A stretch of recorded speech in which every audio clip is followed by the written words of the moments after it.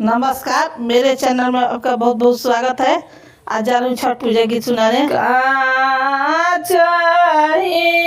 बाँस कचहरिया ओहवे सामी हो हमार, ओहवे सामी हो हमार। गोड़े मोड़े तानले चदरिया सोई रहले नीरवे, सोई रहले नीरवे। पैसी जागाव ली सरिता देई उठी स्वामी जी हमार, उठी बेटा जी हमार। आई गईले कार्तिक महीनावा हम करब छठ एतावार, हम करब छठ एतावार।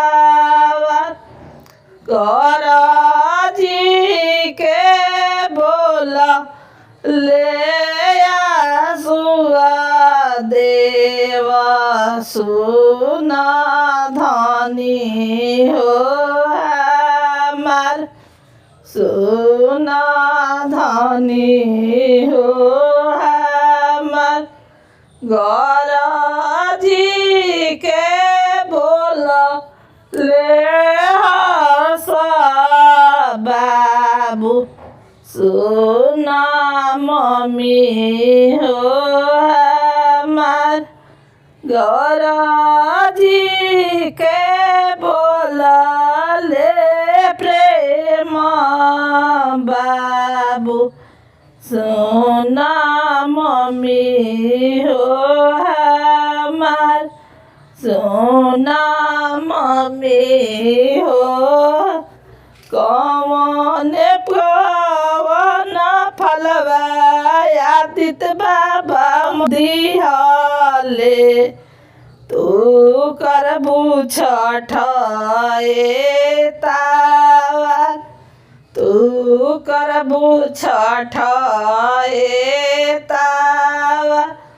अनावा में देले आदित्य बाबा गेहूँ,